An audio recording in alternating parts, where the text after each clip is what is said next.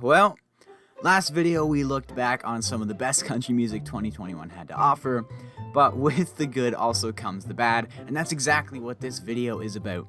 Today I am counting down the worst country music of 2021. That includes both albums and songs, because I didn't want to make a separate video for each.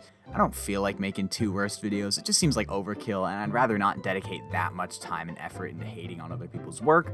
However, it wouldn't be a proper year rewind if I acted like it was all sunshine and rainbows in the country music world. So here it is, live and in color, my picks for the 10 worst pieces of country music from 2021. How this video is going to work, I've got 10 spots and a couple of honorable mentions. Ranking wise, I did try to order it from bad to worst, but it's tough to compare like an album to a song, so while there is an order to this video, just don't overthink it. Honestly, the sooner I start this video, the sooner it can end, so kicking us off at number 10, I've got a song that I guess in a way succeeded by making it to this list. It's Brantley, Gilbert, Hardy, and Toby Keith with their track, The Worst Country Song of All Time. This one is just downright confusing. I can't tell if it's ironic or not. There definitely are some funny lyrics here and there, and it is entertaining, but like, huh? The basis of the song is it's taking the opposites of country stereotypes and praising them like they're good, therefore making it the worst country song of all time because it goes against everything stereotypical country music stands for. The chorus is literally, I love cities and traffic jams, I don't want a house on a piece of land, I deserve a bunch of money and a minivan, but I don't want to earn a dime. Old Yeller didn't make me sad, I think we should change the American flag. Yeah, this is the worst country song of all time. The music video is hilarious, it's weird, everything about this song is just weird and confusing, there's a saxophone solo in the bridge. What is this song? Next up at the number 9 spot is definitely my most controversial pick, it's Riley Green's album Behind the Bar. Now look, I was just as excited for this album as you were. I really enjoyed Riley's debut album, Different Round Here, but man did he fail to follow it up. Behind the Bar is a short, 7-track album that isn't dead because it was never alive in the first place. I just found this album to be painfully lazy, and the fact it's only 7 tracks makes it feel even more rushed logistically than it does musically. Sure, there's some decent moments here or there, but for the most part, it's boring, checklist country with no redeeming qualities to it. Instrumentally, while Riley does have a decent neo-traditional palette, it feels incredibly underused or misused. The whole thing just feels lifeless and hollow, and I just can't get behind it. Although I am still very hopeful for Riley's future, I'm still a fan of his debut, I just think he hit a pothole on this record. Coming in at the 8th spot on my list is the most recent entry. It is Hixtape Volume 2. I got a song for my people on back home, and when Similar to Riley Green's album, Hixtape 2 stung more because I was really looking forward to it. But everything about this project was a mess. From the ridiculous amount of cookie-cutter features that were unrecognizable 90% of the time, the copy-paste, overbearing clobber production, all the way to the mind-numbing rollout of 1 track a week for over 3.5 months, Hixtape 2 was just a train wreck. Not to say that there weren't good songs, I thought there were some decent cuts even if some of them were literally the same file from another album. But with all things considered, it is hard to see Hixtape 2 as anything but an overblown disaster of monotonous songwriting and overproduced, poorly crafted country rock pop instrumentals.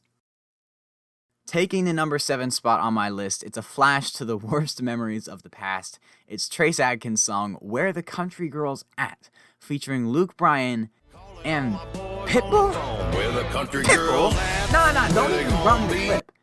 Pitbull is on a country song. Yeah, this song reeked. Basically, take everything we didn't like about the 2013 bro country era and bring it back via Trace Adkins. The guy is almost 60. Never have I ever, or will I ever, want to see a senior citizen up in a country club dancing around like he's 25. And I forget if I mentioned it already, but Pitbull is on the track! It's honestly comedic how comatose and derivative this song is. It's one of those songs that's so stereotypical and predictable you'd think it's ironic or a parody, but it's not. It's just bad. Enough of that. Time to go from one end of the spectrum to the other. Buckle your seatbelts. We're about to take a trip down Cringe Avenue to catch a glimpse of the number 6 spot on my list. She Likes It by Russell Dickerson. She likes it when... Oh man. Oh, Russell Dickerson, what is this? Like, Genuinely, how did this ever come to be? Who wrote this and was like, yep, let's record it? And then who recorded this and was like, yep, let's release it? Like, surely along the way, somebody had to realize how cringy, cheesy, corny, and blatantly awful this track is. Musically, it's one of the saddest R&B hip-hop beats I've heard in quite a while. Forget country crossover, this is an R&B hip-hop / pop song, but it sucks. The beat sounds like an auto-generated beat from something like GarageBand when you first open the app, and it's like, hey, look, we just made you this beat, but you're just scrambling to delete it. That's what this is. It's one guitar lick on repeat with some minimal, obnoxious percussion. Also, Jake Scott's here. Anyways, it's the lyrics where this thing really gets me. Gets me in a car and makes me want to drive into a river. It's this douchey, seductive sex jam about all the things Russell and Jake do to woo their significant others. But it's just cringy. Like, nobody wants to hear these lyrics. My personal favorite, or least favorite, is when he says he's gonna do the deed with John Denver in the background. Now, I understand trying to prove country cred when you're someone like Russell Dickerson, but this one really backfired on him. Unless he just truly puts on John Denver when he's in the mood. I can't even stand to talk about this one any longer. Next. Florida Georgia Line made an album this year. It was bad. Really bad. Dang straight, that's my name on them papers. Deuces. This record is nothing more than painful fusions of hip-hop and trap country, accompanied by lifeless filler lyrics, which is a real shame because I thought the duo's 2019 album Can't Say I Ain't Country was actually pretty good. Sure, there were some bumps in the road, but as a project, I found it to be genuinely one of the more enjoyable, cohesive records of that year. But now, we can say it. You are not country. You cannot say, this is country music. This is bad music. It feels like whatever they tried on this record failed. The few country moments we find on this album are just heard it before, overblown, poorly executed pieces of patriotism like the 5th track, I Love My Country. The interlude has to be one of the most useless transitions I've heard in a while. It's just the intro to Ain't Worried About It. Just put it together.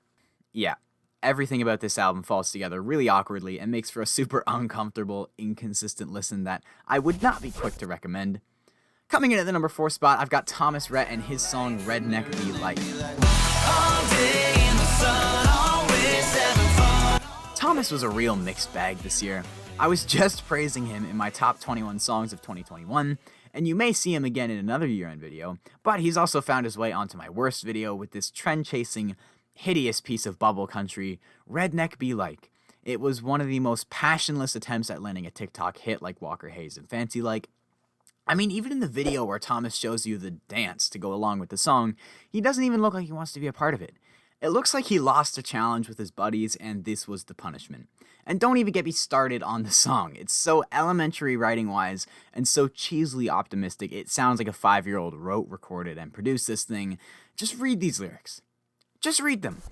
What's going on? And with that, it is podium time, but if you know how my year-end videos work, you know we can't hop onto the podium until I've highlighted some honorable mentions. First has to be Brett Young's album Weekends Look a Little Different These Days. While I didn't find it as offensively bad as a lot of you guys did, it still wasn't very good. Super vanilla supermarket music that I have to acknowledge. Casey Musgraves by far had the most disappointing release. It was actually shocking how juvenile and sloppy Star-Crossed was from a writing perspective, and the production didn't do her any favors, nor did just about everything she made headlines for this year. Tequila on a Boat by Dustin Lynch, just boring, just really boring. That Billy Currington album was not great either.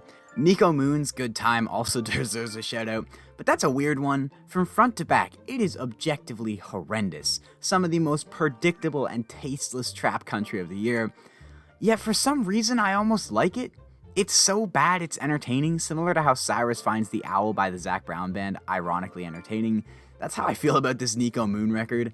And lastly, I have to talk about Good Things, the song by Dan and Shay. I'm pretty indifferent on the album, but Good Things, the song just annoys me. Lyrics have nothing to them, and the production is just obnoxious dance pop that sounds like a preschool karaoke contest. Alright, well, now that we've got all that out of the way, it is time to step onto the podium, and taking the bronze medal this year is Breland's collaboration with Keith Urban, Throw It Back. I think I've briefly talked about Breland on this channel before. I like the guy's energy. I like his outlook on music. I'm interested to see where he goes. But man, this one was not it. It's like a cringy Western-influenced club anthem about twerking. So, who better to call up for a feature than Keith Urban? It's just creepy. Keith Urban did not need to be on this song. It just makes me uncomfortable. And then he goes on this banjo solo in the bridge that just does not fit anything at all. I mean, before we bring Keith into the picture, the song is weird and gross as is. But then you add Keith Urban? Silver medal, my choice for the second worst piece of country music of 2021. It's gotta be Clay Walker's new album, Texas to Tennessee.